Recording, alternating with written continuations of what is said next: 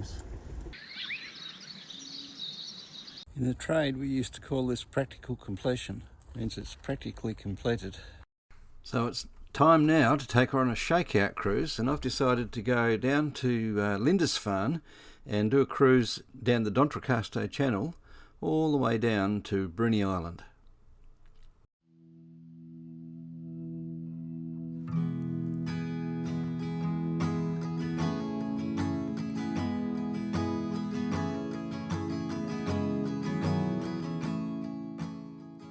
I think it's time for a bit of B-roll.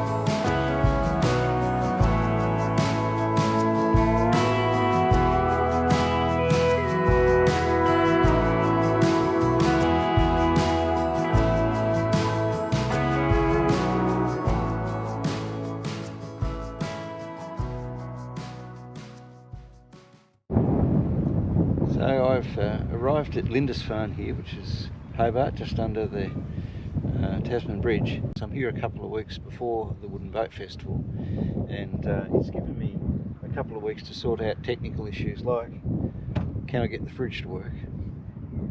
And I've been successful with that, so I've got cold beer, that's number one. And then the engine's been stalling when I put it into gear, so I'm going to play around with that now and perhaps just increase the idle speed a little bit and see if that resolves that issue. Yeah, everything's looking good. This is the first time underway with the new Kubota, and I'm heading around to Gilston Bay, which is just a little bit further north, next cove around, and I'm going to potter in around all the boats there. And I've got to admit that this is a very tense moment. All those weeks and weeks of effort that have gone into this now coming to fruition. Well, it seems to be running pretty well now, but I've got a 4-hour motor sail ahead of me. And this whole setup is completely untested. So stay with me and see how we go.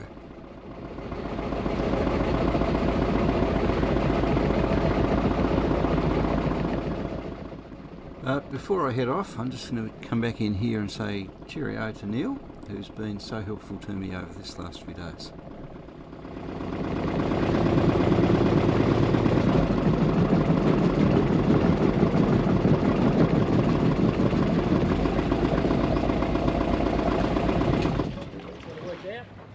I put an extra 100 revs on it, and that's how she is now. Probably want to put another 100 on it just to get in the real confidence zone.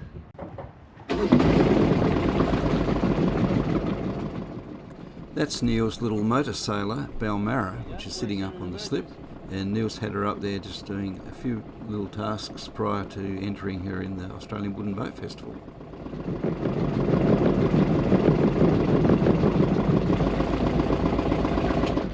I try to get it reveling nice and slow because it sounds like an older pop, but it wants to be revving freely. Fix that little fuel leak that I had there. Did you? Yeah, it's just when things get hot, the hose clamps loosen up a little bit. Yeah. 5 months of very intensive work.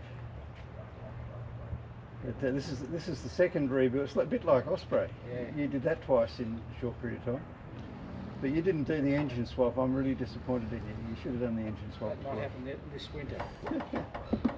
I'll go for a bit of a motor just to test her out. Yeah, go up to Gilston Bay and back. Oh yeah? It's the next, lots of boats up there. It's an interesting place to go on. Next bay, is it? Next bay up. All right, I might do that. It's only 20 minutes away.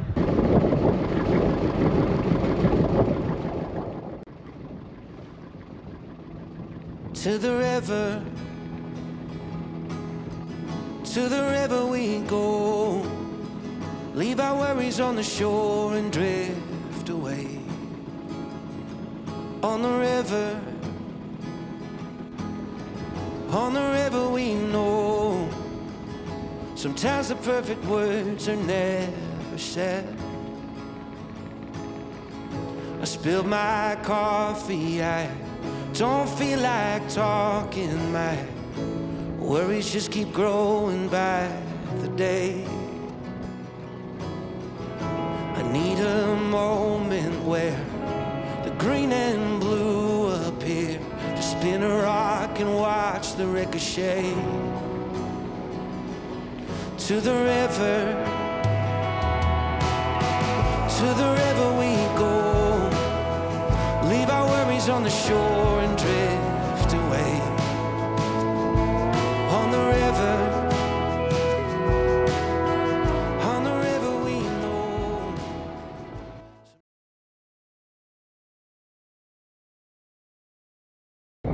If my hat looks a little bit soggy, it's because it gave me an opportunity to practice a man overboard drill.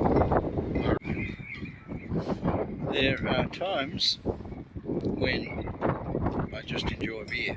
There's other times when I feel I have really earned a beer. Today is one of those days. I've earned a beer. Cheers.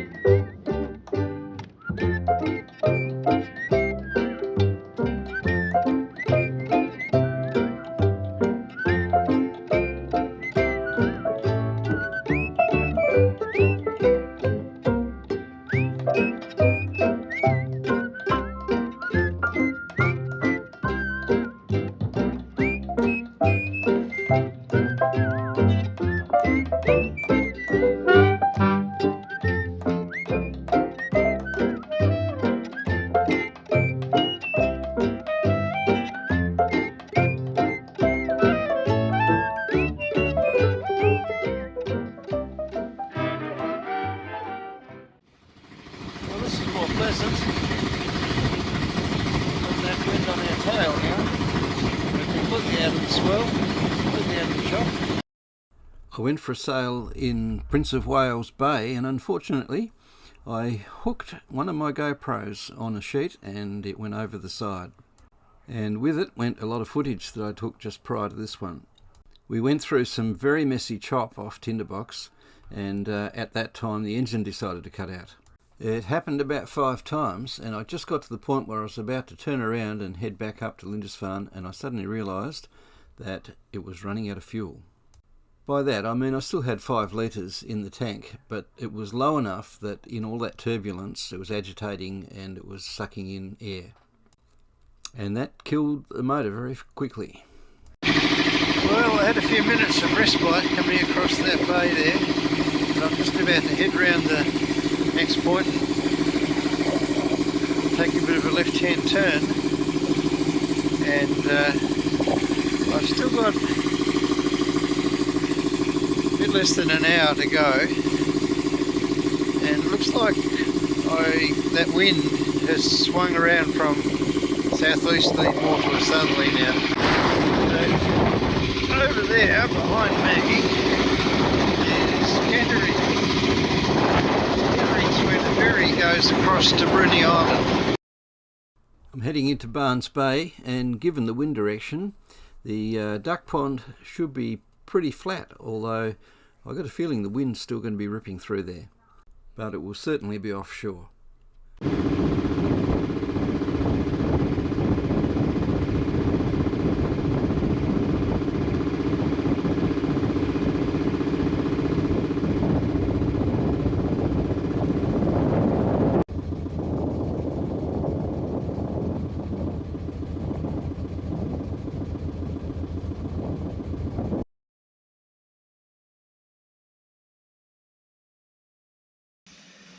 got an ice cold Shiraz here.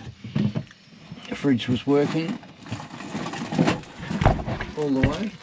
A bit too well really, because I've now got a house battery.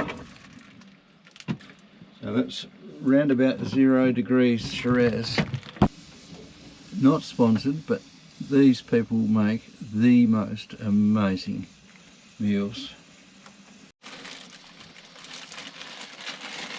Here's a little hint. Don't melt the zipper end off your Ziploc bags. It pays to remove the label off the outside of your apps and Amici bag before you put the noodles in the water. It takes about 20 minutes on a simmer. Bring it up to the boil and I take it off and just leave it sitting there in boiling water, and it can cook while I heat the, what are those things called? Italian things, noodly kind of spaghetti kind of things. Perhaps someone can educate me.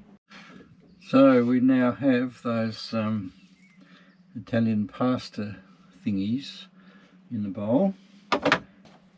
This is really a quantum leap for me for quality meals. Right, there you go. Butter chicken and Italian noodly things. It's like spaghetti, but it's in tubes. Really, it just should all be called spaghetti. Right, here we go. The taste test.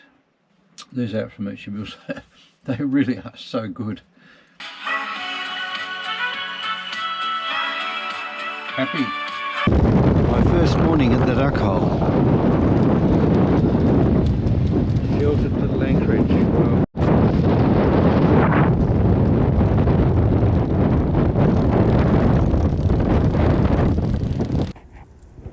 Swinging around widely on the moorings. And so began 24 hours of sitting out the blow in the duck hole. Bearing in mind that I was only about 100 metres offshore, but that was enough fetch to make it bouncing up and down a bit all night.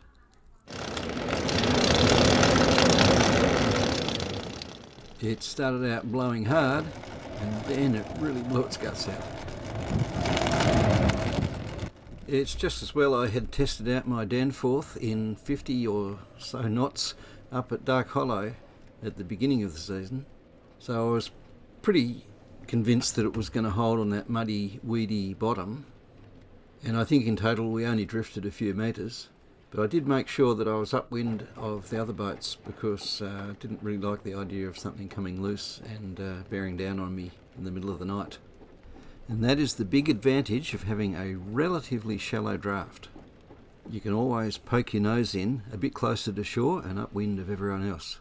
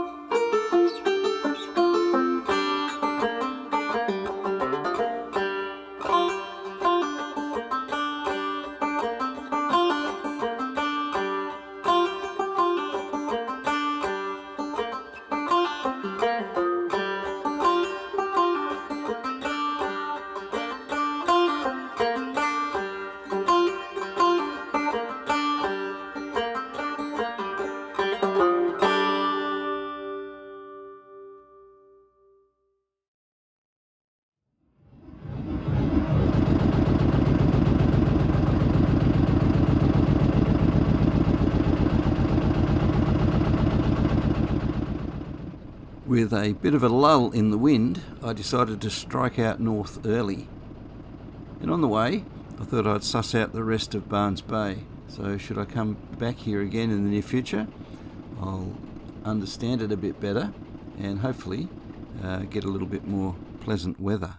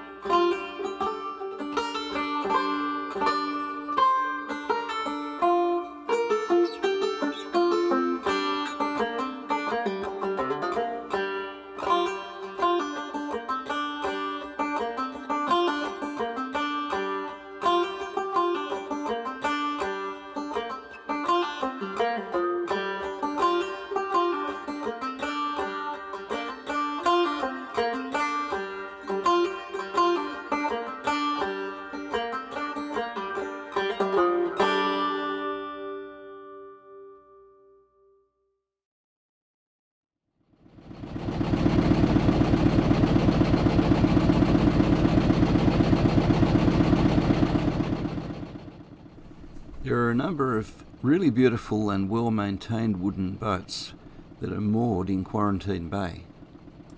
Who knows, might see some of these at the Wooden Boat Festival.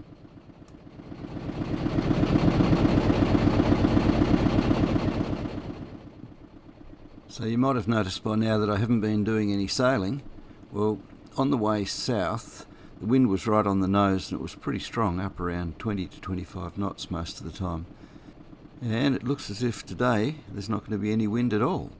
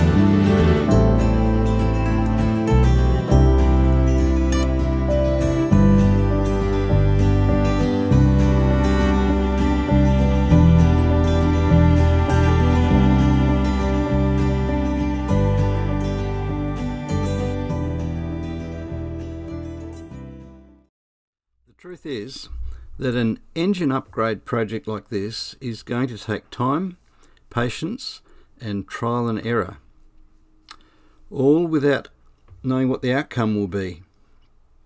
What are the pros and what are the cons? Well, mostly pros.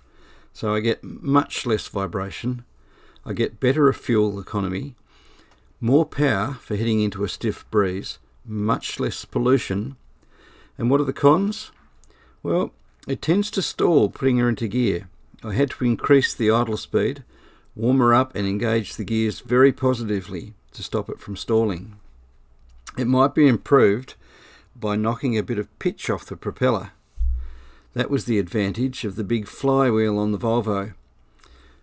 I also had some trouble with the breather and the fuel lines where the return was causing some aeration and cutting out at the worst possible times, including in the middle of the washing machine which sits just off tinderbox.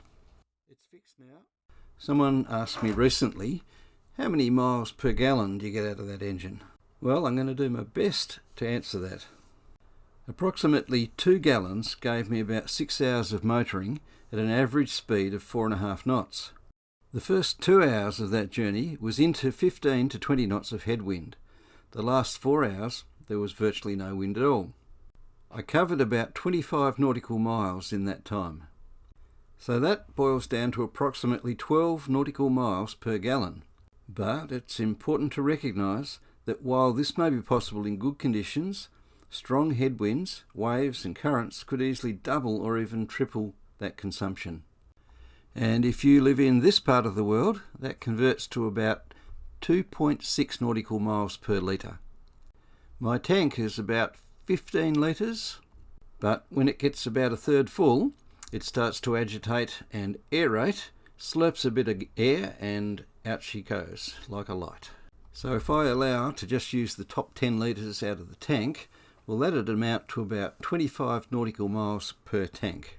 Depending on the trip I'm on, I plan to carry about 20 litres spare diesel, which gives me 75 nautical miles of motoring. I think I could comfortably manage that, cruising at about 4.5 knots.